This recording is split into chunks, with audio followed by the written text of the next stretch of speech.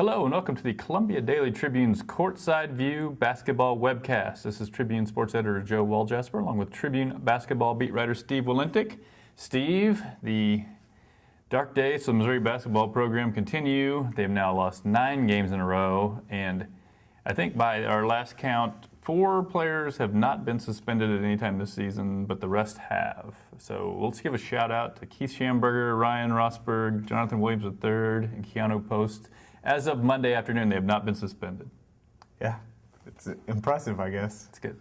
So when we look at all these suspensions, do we see this as a first-year coach taking the first chance, only chance maybe he gets to establish the culture and establish some discipline for a program that could probably have used it for the last few years? Or do you see this as a sign of, if this many kids are getting suspended, it's a little mutiny in the making, and it's sort of a troubling sign for the future of the basketball program? I think the really scary part is the two are not mutually exclusive. I do think this is a coach trying to establish a culture. I think that is definitely the intent behind this. We don't know how guys are going to respond to it. Certainly between this and the losing, there's going to be some unhappiness at the end of this year, and that could lead to guys leaving. And certainly Tremaine and Isabel, who's set to miss his 4th game in a row against South Carolina because of disciplinary issues, it wouldn't be shocking to see him part ways if Missouri even brings him back at all. We don't know how the rest of the guys will react to this. I think that's the gamble that Kim Anderson is making here.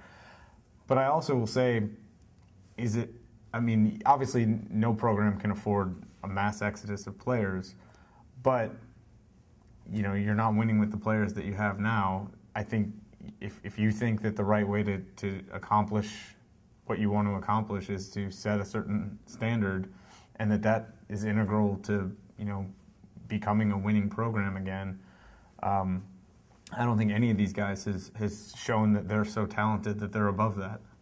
Well, all I can say is we don't know exactly what some of these guys are suspended for. My experience with Kim Anderson is he is a pretty reasonable person. He is not the kind of guy that I think comes in and tries to play the tough guy for the sake of playing the tough guy. He wants things a certain way, and I think it's probably fairly reasonable. I think the problem is that A, if you're the new guy, people are going to test you quite a bit. B, if you're losing, then I think you don't immediately command respect from them, so they're going to test you a little bit more. And so, to me, I'm kind of on board with it, especially this year. They're going nowhere this year. It doesn't. They could win 7 games, or they could win 12 games, and to me, it doesn't make that much difference. So I think, and assuming these are the players you're going to be using going forward, this is your chance to sort of let them know this is the way it's going to be. And if you don't like it, there's many exits to Mizzou Arena. Pick one and have at it. So and I'm kind of like you. I look at these players and I'm like, yes, you would rather have them. A lot of them were actually pretty highly ranked recruits. But from watching them for the last 2 years, I haven't found one that's totally indispensable. So I think you do it fairly. You don't do it for the sake of suspending people, which I don't think he does. I don't think this guy is an unreasonable, power-mad dictator. I think he's a pretty reasonable guy. So I think here's a standard, meet it, or you're not playing. And if we go 7-25, we do. Or if we go 10-23, we do. But whatever, that's going to be the one throwaway year. It's interesting, too, that one of the first guys to be suspended during this season was Wes Clark, and I don't think there's much way you could argue he hasn't responded positively since then. I mean, I'm not saying that the suspension was the reason he's playing well, but he's playing better than virtually anybody else on the team right now, and I know that's a low bar with them struggling the way that they are.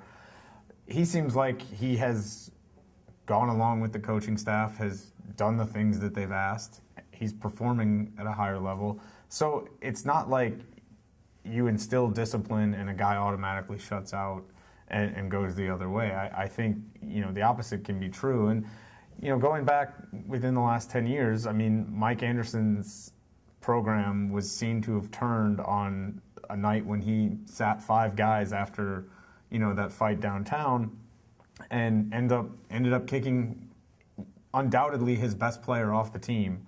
And yes, Missouri finished that year 16-16, but the next year, with the majority of those guys, some of whom were suspended, playing big roles, they were able to do great things and won more games than any other team in the history of the program. So I think that taking a stand can be a good thing in the long term. It's just a question of how will the players respond to that, and that's up to them.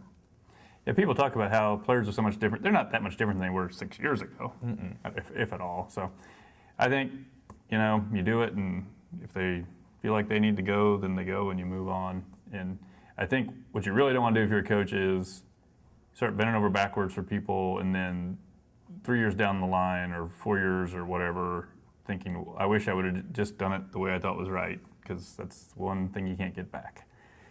Okay, around Christmas break, Missouri was playing decent basketball. I mean, the teams they were hanging around with, I guess we're kind of basing that on them kind of hanging around with Illinois and Oklahoma State on neutral courts, and those teams didn't turn out to be world beaters. But they're okay teams having winning seasons and good conferences. And Oklahoma State just beat Kansas, and Illinois just got to win. So I guess my point is, if they were good enough to do that then, what seems to have gone wrong during conference play where they're at home against lesser teams than that are getting blown out by 20? Well, I think obviously there's the grind of a losing streak that contributes to some flatter performances. I think when you get into conference play, teams have definitely done a much better job of preparing to match up with Missouri. And you saw Jonathan Williams have this great run between December 2nd and January 8th. And since then, he's really struggled. He's been inconsistent. And it's not all his fault, but they've had a harder time getting him the ball. He's had a harder time finding opportunities to score, finding openings to attack off the dribble. They've scouted him, and I think he when they were playing at their best this year, was their best player. He has not been that good, over the last month, and I think that makes a big difference. Monte Gil-Caesar was playing well earlier in the year. He had 15 points in that Oklahoma State game where they go to overtime and lose. He hasn't been nearly the same guy in conference play. Part of it's he was dealing with an injury that caused him to miss the first 3 games, but he's averaging less than 6 points per game in conference play. And when you have a team that has limited offensive weapons, he looked like one of them, and he hasn't been. And Jonathan looked like the biggest of them, and he hasn't been that reliable. Because they haven't been able to get him the ball in places where he can be effective. So really, the only guy you have playing noticeably better since league play started, I guess, there are two. Keanu Post has been more of a factor. And Wes Clark, I think, while still being pretty inefficient and not shooting the ball well, has been better. But that's not enough. They need more weapons. They don't have them. And when you take away Jonathan, you don't have Techie. You just every time down the floor, it's a challenge to score points. Yeah, it's really hard to watch. They just cannot score. Yeah, even layups are a real challenge. Yeah, I mean, and how often do you hear a coach say in the middle of league play, we're working on layups? But Kim Anderson said that the last couple of weeks because they need the work. I mean, they're just. Every shot is difficult. And D'Angelo Allen, who made some nice contributions earlier in the year, I think he's really led the charge with missing point-blank opportunities, although I thought he did a better job on Saturday. When you have this much difficulty generating offense and you can't break 50 some games, and your best offensive performance in 8 games is 61 points and shooting, I think 44% or whatever it was on Saturday. That's not a team that's going to win much. Mm-hmm. Well, they've lost 9 in a row, so your statistics, your analysis is correct. They do have some games this week against some teams with losing records. At South Carolina, a team that's only won 2 SEC games. And then on Saturday, they're at home against Mississippi State, a team that's won 4, which has been kind of a pleasant surprise, I guess, in SEC play. As you look at the schedule from here forward, where do you see potential wins for this team?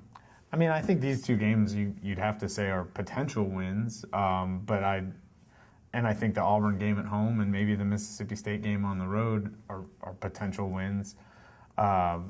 You can't pick Missouri as a favorite really to win any game. I don't think just with the way that they've been going. South Carolina is a team that struggles to score almost as much as Missouri does, or maybe as much as Missouri does in league play. I think they're averaging 58 or just over 58 points a game. They're shooting 35% or something from the floor. But it's in South Carolina, and so they have an advantage that way. Missouri hasn't won a road game since January 28th of 2014 at Arkansas, and they haven't looked particularly great on the road to this point. So I don't think you go into a game Tuesday night expecting Missouri to win. Mississippi State, yes, you're at home, and maybe you have the edge there, but Mississippi State's playing a lot better. I mean, they've got juniors who seem like that they've put some things together here of late. Craig Sword has really made a difference for them. He's been healthy in SEC play, or at least the last few weeks, and has had a 26-point game, a 27-point game. Missouri doesn't have guys who've shown the ability to go off like that, and so that's another tough matchup. But Auburn was a team Missouri played really well and probably was in position to beat in Auburn the second game of conference season. They'll be here for the last regular season home game, and you'd like to think that Missouri would be competitive in that game and have a shot to win. But again, who knows how many games they will have lost in a row by then, and whether or not guys will still be invested and play with the kind of effort you have to win. Well, that'll wrap up another Courtside View webcast. Tune in again next week.